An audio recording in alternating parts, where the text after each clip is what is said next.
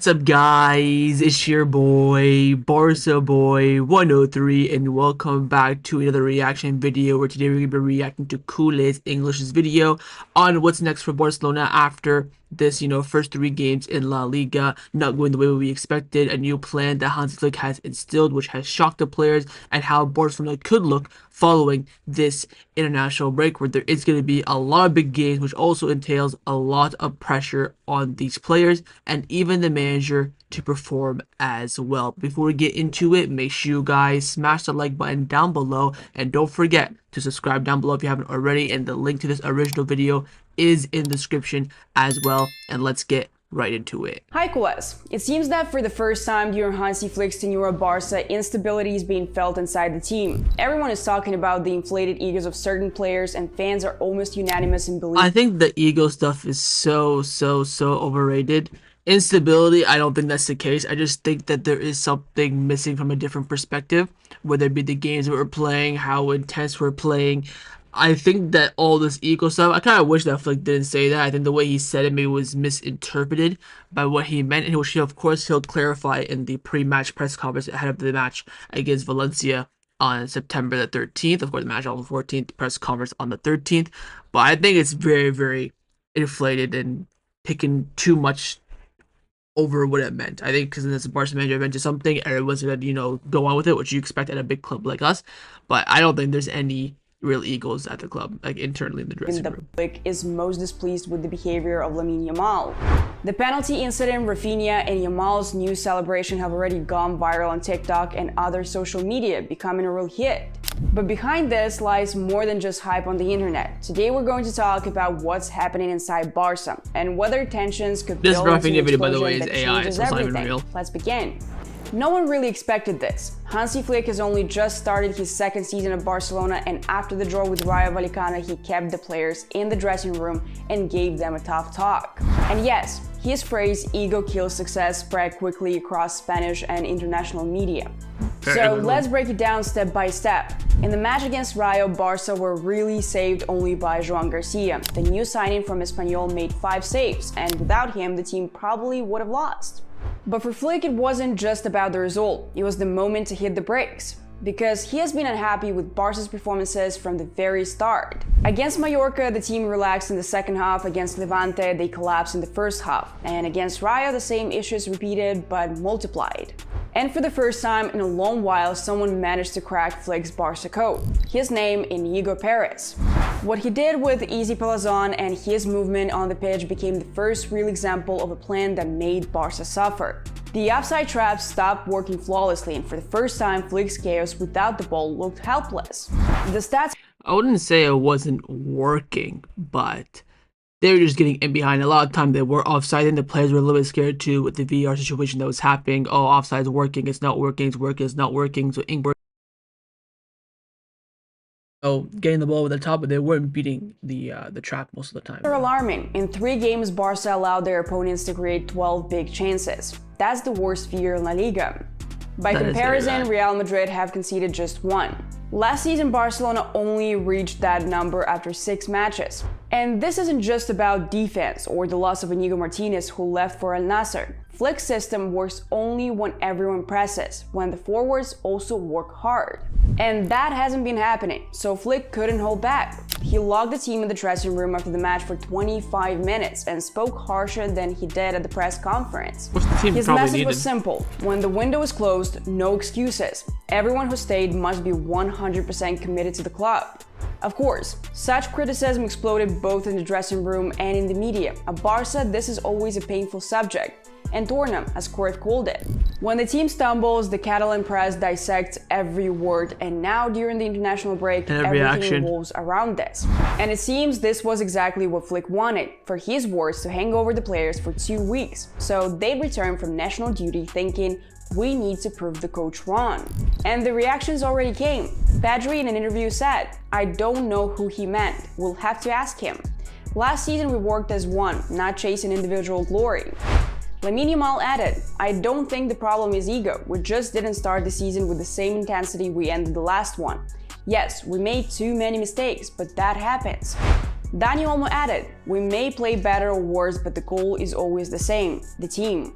So we see two poles. The coach firmly demands discipline and the players try to explain that the issue is not egoism but form and intensity. But the fact remains, Flick has taken the strongest Barca squad in recent years where every other player is a Ballon d'Or candidate, and now his main task is to keep everything under control. The biggest concern for Barca fans is of course Lamine Yamal, and there are several reasons for that. In Spanish media and social networks, the Rayo Vallecano episode has gone viral for days.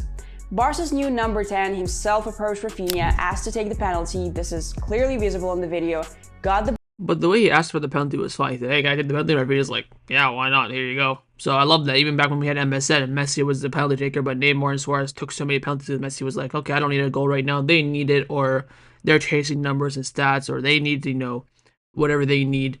I'll take the penalty whether I won the penalty or it's a big moment or whatever the case may be. So I think there is no big deal into Lamine asking. I think if he asked and maybe if he Rafinha said no, there's already no arguing back and forth, that would have been a main issue.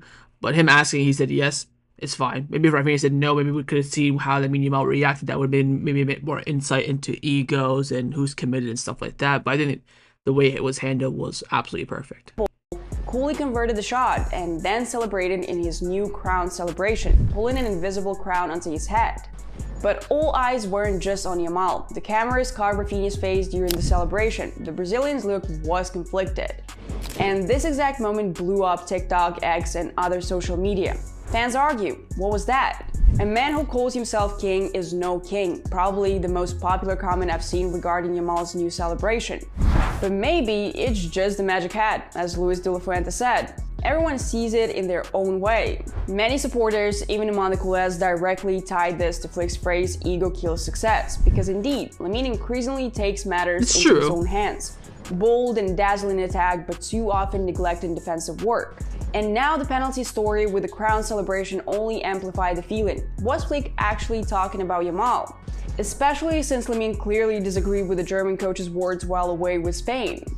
Madrid outlet Marca highlights that Hans-Dieter has created tension in the squad and that the situation must be resolved. Flick hinted that some players are thinking more about themselves than about the team. Inside the dressing room, and this hit hard, the players believe they are fully committed and don't understand who exactly the coach was referring to.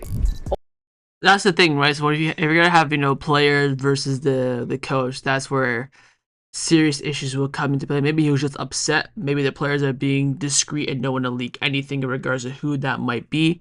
But I think there's gonna have to be something that happens now before the Valencia game, where there's gonna have to be a team meeting or something to clarify everything, to make sure everything's on the right path between the players and the coaching staff. We're hearing about, of course, the return of Thiago Alcantara. That could be absolutely huge in that regards too. But I don't think there is an underlying issue, maybe because of the transfer window. People were asking him so much about Fermin's future and, Hector Ford leaving last second and all this sort of stuff. And maybe the transfer window maybe not going as well as Flick wanted. Yes, he got his goalkeeper. Yes, he got a left winger, but not the left winger. And maybe he asked for a fullback and a center back and didn't get it in the end. But I think maybe it's a bit of frustration from both sides. But I think there needs to be clarification internally in regards to what's going to be happening next going forward, especially before the next international break in October, and with this big, 3.5, 4 weeks that we do have in September going into October for that next international break. Has created tension, confusion, and even some frustration within the squad. Flick isn't closing the door. He says it's always open, and he's ready to explain what exactly is worrying him. So what was Flick's real plan? I will try to explain why the coach staged this whole thing. For some, it may look like a problem, a sign that negativity could linger or even grow. But on the other hand, considering a few days have passed and debates are still raging in Barcelona's media, there are people close to the dressing room who believe Flick did this intentionally.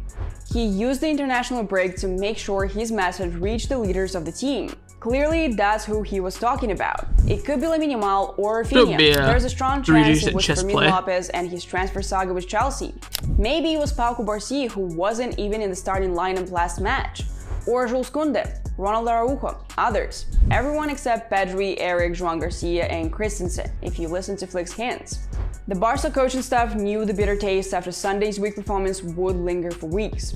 Their view was maybe sending players off to national teams with a strong message would at least help, forcing them to think, analyze mistakes, and come back wanting to prove something. If you want to send such a message to players, now is the moment to make them reflect on it deeper than when the team plays every 3 days. This was the logic inside Barca staff as they assess the team's mediocre start in a season when they are aiming to win the Champions League. But here is the key. This could be Flick's mind games. He didn't name names, he didn't point fingers. Now everyone in the dressing room is thinking, maybe he meant me. Everyone starts analyzing their actions, mistakes, and commitment, and voila, there's the master plan. Collective self-criticism and full focus on the job. Checkmate. And here's one crucial detail. Flick has already gone through something similar at Bayern. After the successful 2019-2020 season, his team also faced a drop in motivation, and Hansi learned from it. He realized that even the strongest squad can lose focus after great victories. That's why today he acts firmly. His task is to keep the team sharp, fuel their hunger for battle, and Everyone's push for human, right? So improvement everyone's gonna both have a drop off at individually some and point. collectively. He knows what he's doing, because he's already seen how dangerous it is to relax after triumph. When he coached Barcelona, the legendary Johan Cruyff often said, "There is no tougher time in a managerial project than the second season at the club." The Dutchman considered this period especially difficult as the pressure and expectations are greater than in the honeymoon debut campaign, while at the same time risk of squad renewal arise. Flick's Barca is exactly at this stage now. And if we stay a bit longer with past coaches, today's situation resembles a fast-tracked version of Frank Rijkaard's Barca, a team also overseen at the board level by Laporta. When Rijkaard took over in 2003, his debut season was successful. Barca improved significantly and finished second in La Liga behind Valencia, a step up from 6th under Louis van Gaal. The next year, strengthened by Samuel Eto'o and Deco, the team looked ready to take the domestic crown, and indeed won the league and the Copa del Rey. The evolution continued, and in 2005-2006, Barca won the Champions League, defeating Arsenal in the final. But then came a dramatic decline and collapse of the squad, saved only by the arrival of Pep Guardiola. Flick's team is moving even faster in its development than Rijkaard's, and now they are at the crossroads. Either Hans-Dieter steers through this with the players, or internal conflicts will grow and the German coach will be forced to leave the club at the end of the season. We've seen this a lot with other managers as well, where they had to leave in certain scenarios because whether they were backed upperly or the players were changing their perspective. And the second season is always the hardest when it comes to new managers coming in, and we're now seeing in the first 3 games. The fact that it's evident this early is a concern, but on the positive side, it does mean there is room for fixes and improvements, and we have to wait and see what Flick does have planned. He's had now an international break. He's seen what the players say about the ego quote that he mentioned after the Vallecano match, and now it's up to him and his perspective and his mind to decide what is next and what is best for this team. Like I mentioned again, ahead of a big month ahead before the next international break. But of course, in the comments down below, let me know your thoughts. I mean, there is a problem internally, whether it be egos with the players' commitment. You think Flick has, overblown this? You think Flick is playing, 5D chess, and you want to see the players' reaction to his quote following the international break? He knew they'd do interviews and stuff like that. Leave me all your thoughts down below, and of course, make sure you guys subscribe down below as well if you haven't already. And I will see you guys next time on the channel. Take care, and Forza Barca.